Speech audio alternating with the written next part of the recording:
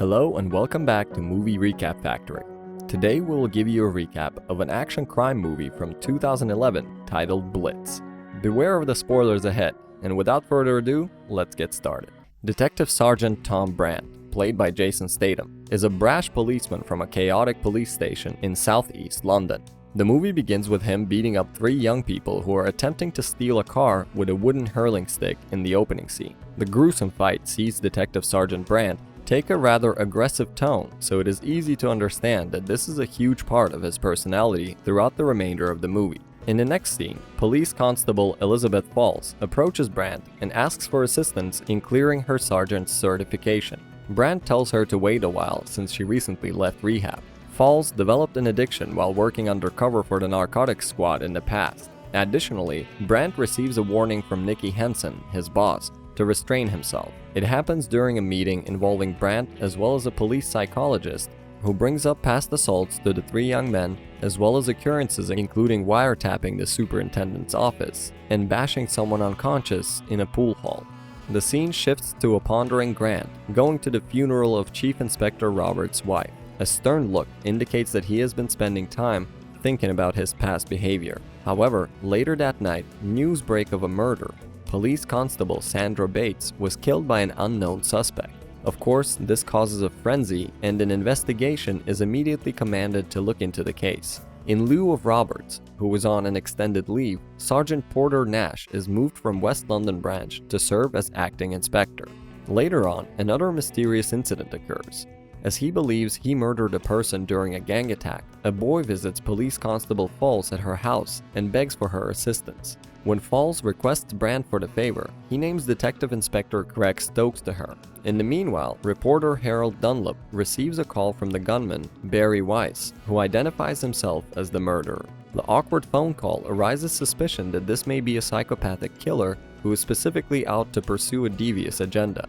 Weiss invites Dunlop to choose between 7 and 8, and when Dunlop chooses 8, he informs Dunlop that he would be killing that number of police officers. Immediately afterwards, it comes to light that another officer, Police Constable Theo Nelson, is shot by Weiss as he is driving along the street. The story develops into an intense race against time. The shootings have clearly caused confusion at the southeast London station, and everyone is on high alert, both for their personal safety as well as being on the hunt for this target killer. Ned Dennehy's character as the informant Radner directs Brant to Weiss by claiming that Weiss had previously boasted of burning a police canine on fire just for the sake of practice. It becomes obvious that whoever Weiss is, he has a grievance against the police. When Brant first meets Nash, he discusses his personal issue with recurrent blackouts. Based on his own experience, Nash suggests that Brant could be suffering from burnout due to the demanding nature of his job. He also shares that he once beat up a pedophile in his home, since there was a peculiar lack of evidence to condemn him for a crime that Nash clearly could not forgive. He learns about the lead from Brant, and the two of them decide to see Weiss. Chief Inspector Roberts returns to his work in the meanwhile, resuming all his duties and taking charge once more. Brant reaches Weiss's apartment and realizes that he had seen him before. Immediately, he recognizes him as the person that had lost the billiards game to Brant. Following the visit, Weiss panics due to fear of getting caught and escapes his flat, evading the officers. All the while, Radner is secretly watching Weiss, and as he leaves, Radner searches through his trash and finds a car park bill.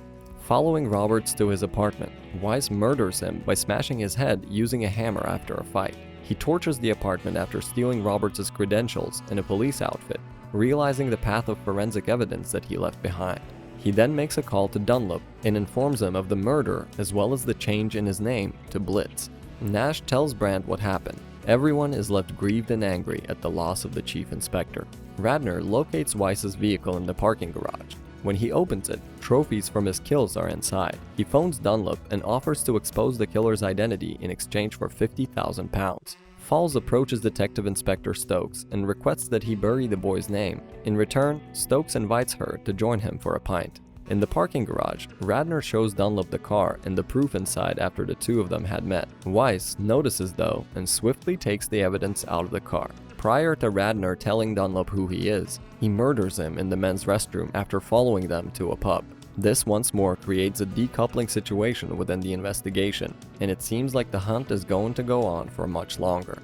This is elaborated as the meeting for disclosing the evidence comes ahead. Dunlop informs Brant and Nash where the parked vehicle is, but when they get there, the car is empty and the property's surveillance system is compromised, so they have no way of identifying Weiss. Weiss observes Falls and Stokes across the street while they have a drink. In the meanwhile, Detective Sergeant Brant works round the clock and subsequently discovers the link between Weiss and the deceased police officers at the station. This seems like a major breakthrough in the investigation. He seems to have uncovered a pattern, according to which Falls is supposedly the next in line as Weiss attacks all the police officers who detained him. As this revelation goes on, Falls is angry when Stokes lets her off at her house and tells her he will contact her the next day, taking this as a rejection of her advances.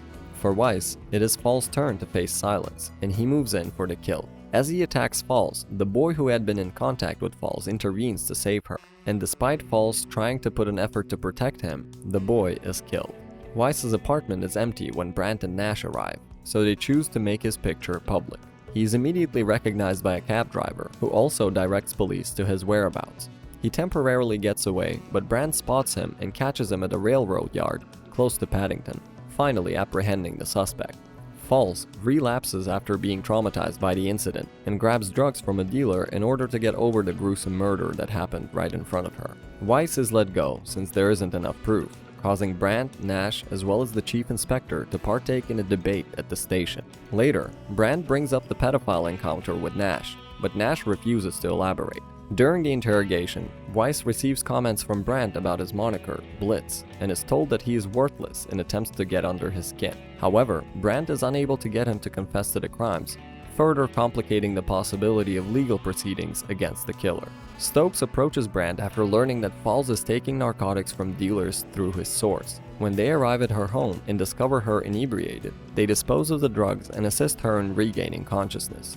Weiss is freed but put under observation, dons the police uniform that was taken from Roberts' apartment, then proceeds to join Roberts' funeral while dodging the cameras. He meets Brant there, and Brant departs after receiving a text message. Weiss clearly intends to kill Brant as soon as the opportunity should arise. Weiss perceives that Brant is almost totally unaware of the pursuit and keeps watching his back in suspicion of any possible traps laid out by the police. He licks his lips in anticipation of the intended murder that is to follow. All the while, Brant visibly seems unaware of Weiss being on his tail. Weiss's use of a stolen police uniform also eradicates any chances of suspicion against them, and he maintains a fair distance to avoid being detected. All the while, Brant keeps going straight, never looking back. The subtle chase goes on as Grant gets into his car and leaves the scene. Weiss remains in hot pursuit of him in another car. As Brant moves to the car park where Weiss had hidden the evidence, he is followed by Weiss. Weiss follows him through a set of stairs and commands Brant to face him while pointing a gun at him. But as he turns around, Nash is there, and Brant uses a crowbar to hit Weiss from behind. The identical firearm that Weiss dropped that was used in the earlier murders is picked up by Nash and given to Brant. Weiss recognizes Brant's motives right away and forewarns him about how the media will cover his passing. The actual Blitz was partial to persons in uniform and used the same handgun he is carrying to shoot them. According to Brant, who also says that there being no proof, Weiss has been absolved of any crimes and is no more the subject of a police inquiry. Later, Brant shoots him once in the head, ending the murderer's life. Brant and Nash then walk away, joking about how the case of police murders might remain unsolved.